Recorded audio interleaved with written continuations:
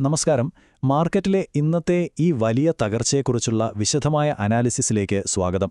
ഒട്ടും പ്രതീക്ഷിക്കാത്ത രീതിയിലുള്ള ഈ വീഴ്ചയ്ക്ക് പിന്നിലെ കാരണങ്ങൾ എന്തൊക്കെയാണ്?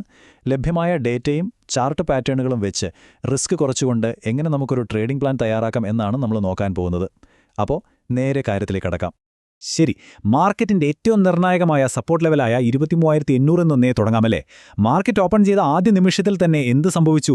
ഒരു വലിയ ഗ്യാപ് ഡൗണിലൂടെ ഈ നിർണായക സപ്പോർട്ട് അങ്ങ് തകർന്നു വീണു. ശരിക്കും പറഞ്ഞാൽ ഈ തകർച്ചയാണ് തുടർന്നുള്ള എല്ലാ പ്രശ്നങ്ങൾക്കും തുടക്കമിട്ടതെന്ന് പറയാം. 23,800 തകർന്നാൽ നമ്മൾ തീർന്നു.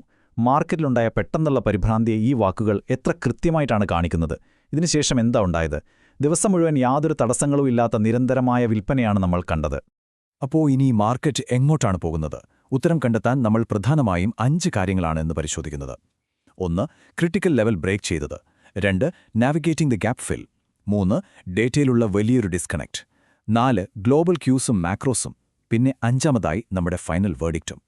ആദ്യം തന്നെ ആ ക്രിട്ടിക്കൽ ലെവൽ തകർന്നതിനെക്കുറിച്ച് നോക്കാം. നമ്മൾ വീക്ക്ലി ചാർട്ടുകൾ എടുത്തു നോക്കുമ്പോൾ ഒരു കാര്യം വ്യക്തമാണ്. കഴിഞ്ഞ ആഴ്ചകളിലുണ്ടായിരുന്ന ബുള്ളിഷ് ഹറാമി പാറ്റേൺ ഇപ്പോൾ പൂർണ്ണമായും അസാധുവായിരിക്കുന്നു. എങ്കിലും ശ്രദ്ധിക്കേണ്ട ഒരു കാര്യമുണ്ട്. പഴയ ബുള്ളിഷ് മർബോസു കാൻഡലിന്റെ പകുതിയോളം മാർക്കറ്റ് ഇപ്പോൾ എത്തിയിട്ടുണ്ട്. ചാർട്ടിലെ താഴെയുള്ള ഈ വീക്കുകൾ സൂചിപ്പിക്കുന്നത് എന്താണെന്നോ? ഈ താഴ്ന്ന ലെവലുകളിൽ ഇപ്പോഴും വാങ്ങാൻ താൽപ്പര്യമുള്ള ആളുകളുണ്ട് എന്ന് തന്നെയാണ്. ഇനി നമുക്ക് രണ്ടാമത്തെ കാര്യത്തിലേക്ക് കടക്കാം. നാവിഗേറ്റിംഗ് ദ ഗ്യാപ് ഫിൽ.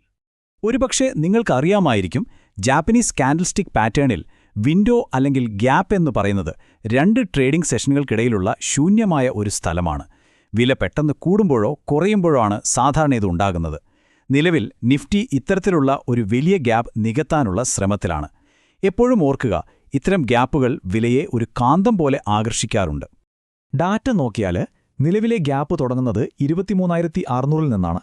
എന്നാൽ ഇതിന് നമ്മൾ ഏറ്റവും കൂടുതൽ ശ്രദ്ധിക്കേണ്ടത് 23,271 എന്ന ലെവലാണ്. ഇതൊരു XABC പാറ്റേൺ പ്രകാരമുള്ള ബോട്ടം ടാർഗറ്റാണ്. ചരിത്രപരമായി നോക്കിയാൽ ഇത് പലപ്പോഴും കൃത്യമായിട്ടുണ്ട് കേട്ടോ. അതുകൊണ്ട് തന്നെ ഈ ഗ്യാപ്പ് പൂർണ്ണമായി നികത്തപ്പെടുന്ന 23,132 എന്ന ലെവലിനടുത്തായി നമ്മളൊരു ഇടക്കാല സപ്പോർട്ട് രൂപപ്പെടാൻ നല്ല സാധ്യത കാണുന്നുണ്ട്. നിഫ്റ്റിയുടെ കാര്യം മാത്രമല്ല, ബാങ്ക് നിഫ്റ്റിയുടെ സഞ്ചാരവും ഏറെക്കുറെ ഇതേ പാതയിലൂടെ തന്നെയാണ്. പഴയൊരു ബുള്ളിഷ് മർബോസ് കാൻഡലിന്റെ പകുതിയോളം ഇപ്പോൾ ബാങ്ക് നിഫ്റ്റിയും എത്തിയിട്ടുണ്ട്. മാത്രമല്ല, മുമ്പ് ഒരിക്കലും തകർക്കപ്പെടാത്തൊരു പ്രധാന ഡിമാൻഡ് സോണിനടുത്താണ് ഇപ്പോൾ ബാങ്ക് നിഫ്റ്റിയും ഉള്ളത്. അതായത് ചുരുക്കി പറഞ്ഞാൽ 2 ഇൻഡെക്സുകളും ഒരേപോലെ ആ ഗ്യാപ്പ് ഫില്ലിംഗ് പ്രക്രിയയിലൂടെയാണ് കടന്നുപോകുന്നത്. ശരി, ഇനി നമ്മുടെ മൂന്നാമത്തെ പോയിന്റ്, ദ ഡേറ്റ ഡിസ്കണക്ട്. 7 ലക്ഷം. അതൊന്ന് ആലോചിച്ചു നോക്കിയേ. റീറ്റെയിൽ ട്രേഡർമാർ, അതായത് നമ്മളെപ്പോലുള്ള സാധാരണ നിക്ഷേപകർ ഷോർട്ട് ചെയ്ത പുട്ട് ഓപ്ഷനുകളുടെ എണ്ണമാണിത്. താഴേക്ക് പതിക്കുന്ന ഒരു മാർക്കറ്റിൽ സാധാരണക്കാർ ഇത്രയും വലിയൊരു റിസ്ക് എടുക്കുന്നത് ശരിക്കും അവിശ്വസനീയമാണല്ലേ? യഥാർത്ഥ പ്രശ്നം കിടക്കുന്നത് അവിടെയാണ്. ഒരു വശത്ത് FIIകൾ അഥവാ വമ്പൻ ഇൻസ്റ്റിറ്റ്യൂഷണൽ നിക്ഷേപകർ എന്താ ചെയ്യുന്നത്? അവർ 2,500 കോടിയുടെ ഷോർട്ട് പൊസിഷനുകൾ കൂട്ടുകയും 2,000 കോടിയുടെ ഓഹരികൾ ക്യാഷ് മാർക്കറ്റിൽ വിറ്റഴിക്കുകയും ചെയ്തു. അവർക്ക് മാർക്കറ്റ് താഴേക്ക് പോകുമെന്ന് നല്ല ഉറപ്പാണ്. എന്നാൽ മറുവശത്തോ, റീറ്റെയിൽ ട്രേഡർമാർ മാർക്കറ്റ് മുകളിലേക്ക് പോകുമെന്ന് വിശ്വസിച്ച് ലോങ് കോൾ ഷോർട്ട് പുട്ട് പൊസിഷനുകൾ എടുത്തിരിക്കുന്നു. അതായത് വമ്പന്മാർ താഴേക്കും സാധാരണക്കാർ മുകളിലേക്കും നോക്കുന്ന വലിയൊരു വടംവലി തന്നെയാണ് ഇവിടെ നടക്കുന്നത്. ഇനി 4-മത്തെ കാര്യം നോക്കാം, ഗ്ലോബൽ ക്യൂസ് ആൻഡ് മാക്രോസ്. പുറത്തെ കാര്യങ്ങൾ നോക്കിയാലും വലിയ ആശ്വാസമൊന്നുമില്ല. S&P 500 താഴേക്കാണ് പോകുന്നത്. നമ്മുടെ മിഡ് ക്യാപ്പും സ്മോൾ ക്യാപ്പും തകർന്നുകൊണ്ടിരിക്കുന്നു. ഇന്ത്യയുടെയും അമേരിക്കയുടെയും ബോണ്ട് ഈൽഡുകൾ അതിവേഗം കുതിച്ചുയരുകയാണ്. പോരാത്തതിന് ക്രൂഡ് ഓയിൽ വില ഇപ്പോൾ $101 നിൽക്കുന്നു. ഒപ്പം ഡോളറിനെതിരെ നമ്മുടെ രൂപയുടെ മൂല്യവും ഇടിയുന്നു.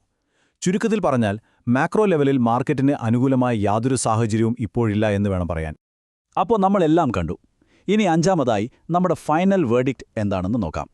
ഇതിലെല്ലാം വെച്ച് ഏറ്റവും പ്രധാനപ്പെട്ട കാര്യം ഇതാണ്.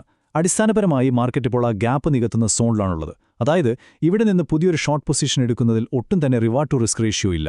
പക്ഷേ വലിയ ട്രെൻഡ് ഇപ്പോഴും താഴേക്ക് തന്നെ ആയതിനാൽ എന്തെങ്കിലും റിവേഴ്സൽ പ്രതീക്ഷിച്ച് നമ്മളൊരു ട്രേഡ് എടുക്കുന്നുണ്ടെങ്കിൽ തന്നെ വളരെ ശ്രദ്ധയോടെ വേണം നമ്മൾ റിസ്ക് മാനേജ് ചെയ്യാൻ. അപ്പോൾ നിങ്ങളുടെ ട്രേഡിംഗ് പ്ലാനിനായി ഈ 3 കാര്യങ്ങൾ കൃത്യമായി ഓർത്തുവയ്ക്കുക. ആദ്യ പടി, ഒരു ടെക്നിക്കൽ റിവേഴ്സൽ സിഗ്നൽ ഉറപ്പാകുന്നതുവരെ വളരെ ക്ഷമയോടെ കാത്തിരിക്കുക. രണ്ടാമത്തെ പടി, മാക്രോ ട്രെൻഡ് താഴേക്കായതിനാൽ നിങ്ങളുടെ ട്രേഡ് സൈസ് എപ്പോഴും വളരെ ചെറുതായിരിക്കണം. മൂന്നാമത്തെ പടി, ഇനി ട്രേഡ് ചെയ്യുകയാണെങ്കിൽ തന്നെ റിസ്ക് ടു റിവാർഡ് 1-ൽ കൂടുതലുള്ള ബുൾ കോൾ സ്പ്രെഡ് ഉപയോഗിച്ച് മാത്രം ചെയ്യാൻ ശ്രമിക്കുക. ഓർക്കുക, വീഴുന്ന ഒരു കത്തി പിടിക്കാൻ ശ്രമിക്കുന്നതുപോലെ അപകടകരമാകരുത് നിങ്ങളുടെ ട്രേഡിംഗ്.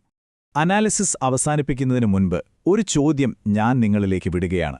ഈ ഗ്യാപ്പ് ഫിൽ സോൺ നമുക്കൊരു സുരക്ഷാവലയായി പ്രവർത്തിക്കുമോ, അതോ ഈ കാണുന്ന വലിയ തകർച്ചയുടെ ഒരു തുടക്കം മാത്രമാണോ ഇത്? മാർക്കറ്റ് 23,271 എന്ന നിർണായക ലെവൽ ടെസ്റ്റ് ചെയ്യുമ്പോൾ ഇൻസ്റ്റിറ്റ്യൂഷണൽ ഡേറ്റ ഒന്ന് കൃത്യമായി നിരീക്ഷിക്കുക. ഈയൊരു വിശദീകരണം നിങ്ങളുടെ ട്രേഡിംഗ് തീരുമാനങ്ങൾക്ക് സഹായകമാകുമെന്ന് കരുതുന്നു. അപ്പോൾ വീണ്ടും കാണാം.